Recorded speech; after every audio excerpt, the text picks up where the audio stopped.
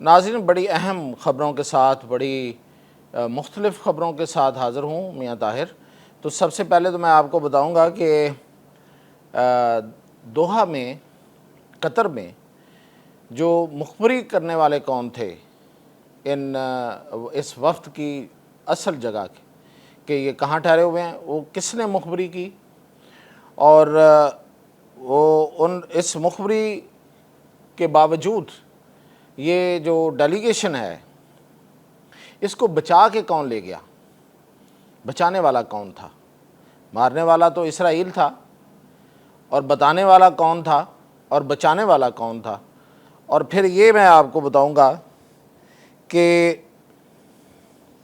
اب کیا ہوگا، عرب کیا کریں گے، اور اسرائیل اگلا بڑا اقدام کہاں کر سکتا ہے، اور وہ بہت بڑا مسئلہ بن جائے گا، کتنا بڑا مسئلہ بنے گا، کتنی بڑی وہ جنگ چھیڑنے جا رہا ہے۔ اور فرانس میں جو احتجاج ہو رہا ہے، جس طریقے کا احتجاج ہو رہا ہے، وہ نیپال کی طرز کا احتجاج ہو رہا ہے، اس کے پیچھے کون ہے؟ اور اسپین نے بہت زبردست پوزیشن لی ہے، نیوزی لینڈ میں نے بھی لی ہے، اور بھی کچھ مغربی ملک اس کے ساتھ چل رہے ہیں۔ تو ان سب خبروں کی تفصیلات سے میں آپ کو آگاہ کرتا ہوں۔ تو سب سے پہلے تو نیپال میں جو کچھ ہو رہا تھا، میں کل بھی کہہ رہا تھا کہ یہ جو غدر مچانے والے لوگ ہیں، جنہوں نے غدر مچایا ہے، میں رولنگ ایلیٹ کا حامی نہیں ہوں، میں اس بات کا بالکل کسی طرح بھی ساتھ نہیں دے سکتا کہ کوئی بھی حکمران یا رولنگ ایلیٹ جو ہے وہ وسائل پر قبضہ کرے اور عوام کو محروم رکھے۔ لیکن جو بے سمت کی ڈائریکٹو لیس جو غدر ہوتا ہے، جو احتجاج ہوتا ہے، اور وہ اتنا ہی وائلنٹ ہو جاتا ہے جتنا وہاں پہ ہو گیا ہے۔ نیپال میں کوئی چیز ان مظاہرین کے سامنے نہیں ٹھہر پا رہی، ہر چیز کو یہ آگ لگاتے جا رہے ہیں۔ لیکن فائدہ کس نے اٹھایا ہے؟ اب وہاں کے آرمی چیف اشوک سگیڈل جو ہیں، انہوں نے اقتدار سنبھال لیا ہے۔ تو فائدہ کس کا ہوا؟ کیا یہ جو نوجوان ہیں، یہ جو جین زی ہے، ان کو کیا ملے گا؟ فوج آئے گی، فوج آ کے کچھ عرصہ تھپکی دے گی ان لوگوں کو، اور اس کے بعد پھر یہ اپنے اسی تنخواہ پہ کام کریں گے اور کوئی اور آگے حکومت کرے گا۔ تو جتنا بڑا نقصان ہو گیا اس کا ازالہ نہیں ہے۔ تو اس لیے اس طرح کی چیزوں پہ خوش ہونے والوں کو اس سے سبق بھی حاصل کرنا چاہیے، دونوں طرف، حکمرانوں کو بھی اور جو افراتفری انتشار چاہتے ہیں ان کو بھی۔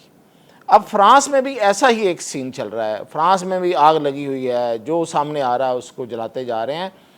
تو دراصل اس کے پیچھے میں آپ کو بتا رہا ہوں، یہ حقیقت ہے، یہ میں نے بالکل وہاں سے اندر سے خبر نکالی ہے کہ یہودی لابی ہے، کیونکہ فرانس کو سزا دی جا رہی ہے کہ وہ مسلسل فلسطینیوں کی حمایت کر رہا تھا، اور وہ ٹو نیشن جو پالیسی ہے، جس کو وہ چاہتا ہے، جس کو باقی دنیا بھی چاہتی ہے کہ فلسطین کی ایک ریاست ہونی چاہیے، اس کا وہ بڑا سٹرونگ حامی تھا۔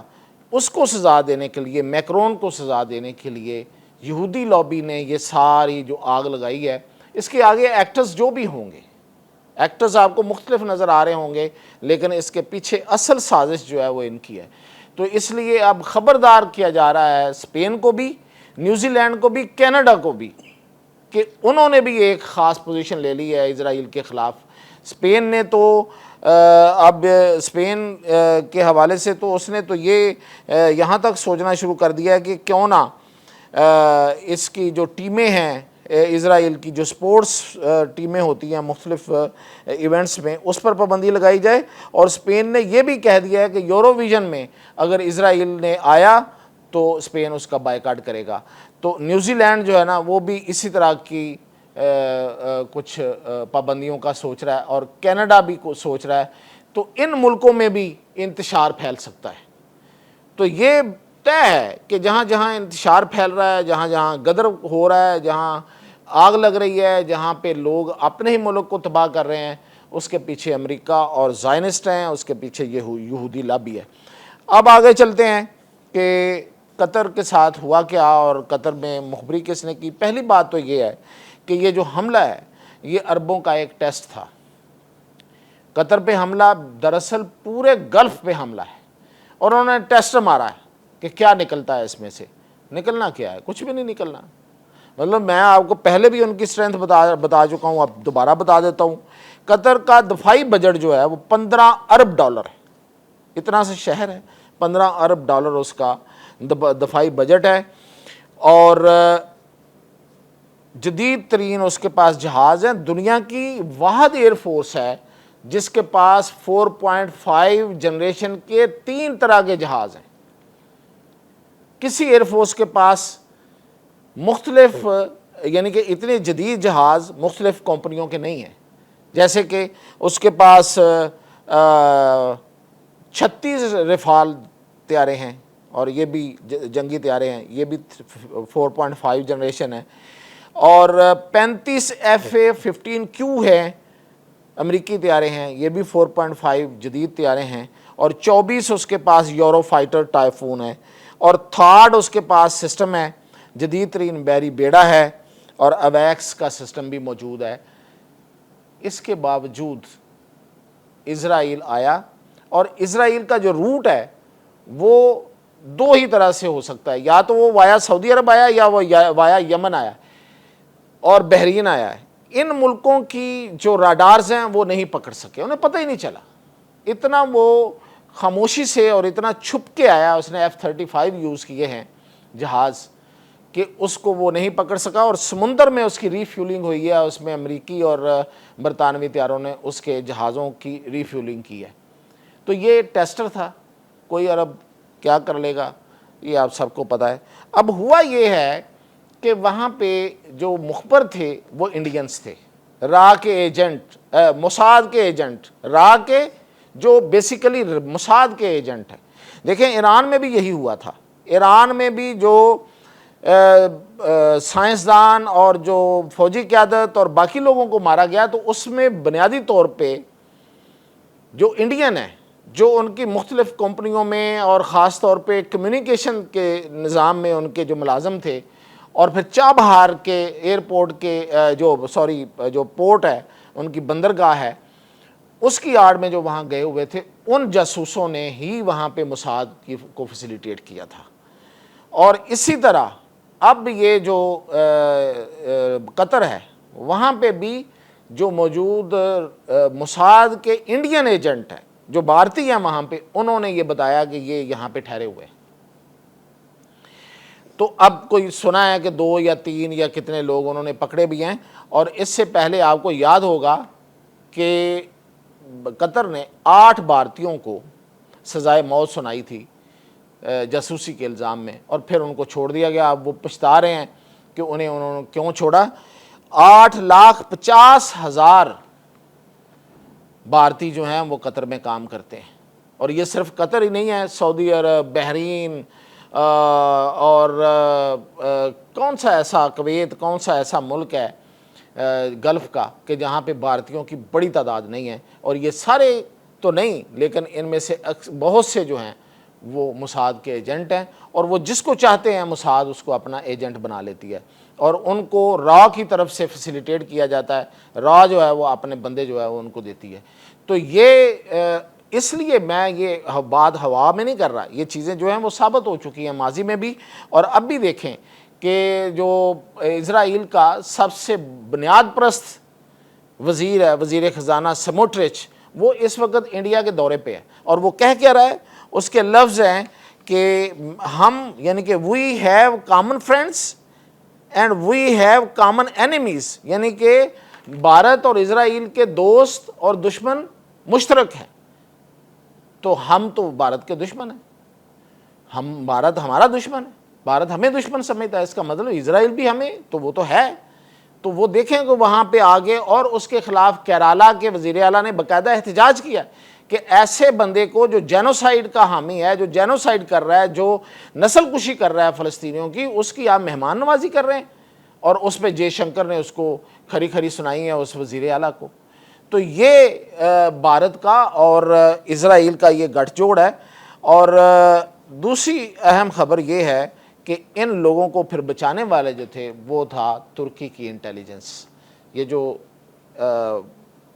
فلسطینی وفد تھا غزہ سے آیا ہوا حماس کا، ان لوگوں کو ٹرکش انٹیلیجنس نے بچایا اور ان کو وہاں سے نکالا، اور وہ فون سیٹ وہاں چھوڑ گئے اور جا کے وہ نماز پڑھنے چلے گئے۔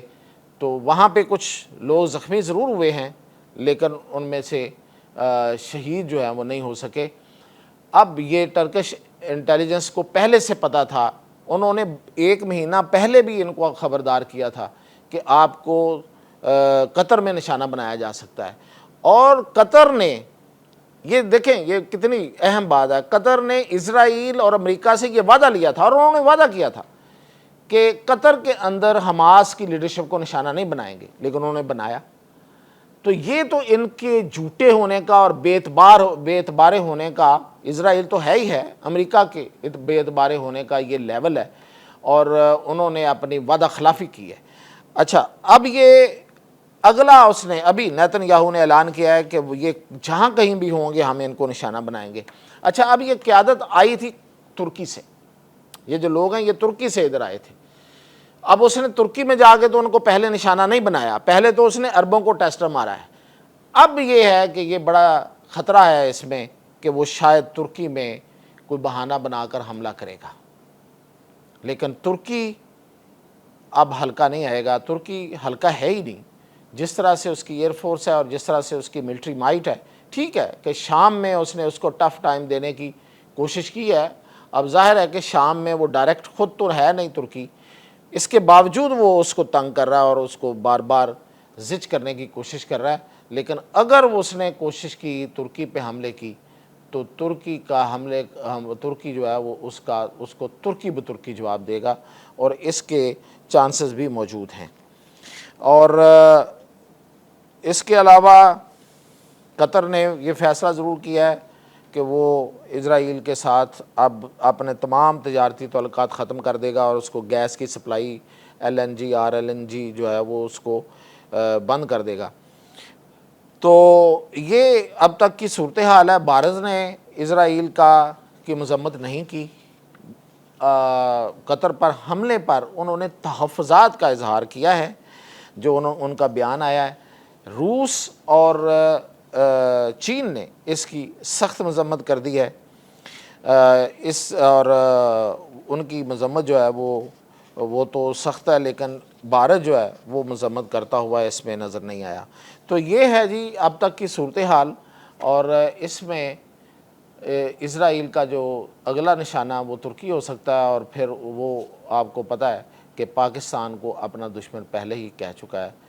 تو اللہ خیر کرے، انشاءاللہ ہم میں ہمت بھی ہے، طاقت بھی ہے اور حوصلہ بھی ہے، لیکن کسی بڑے امتحان میں جانے سے اللہ ہمیں بچائے، اور باقی تمام مسلمان ملک جو ہیں ان میں اتحاد پیدا ہو جائے۔ اس سے بڑی اور کیا بات ہو سکتی ہے؟ اجازت دیجیے۔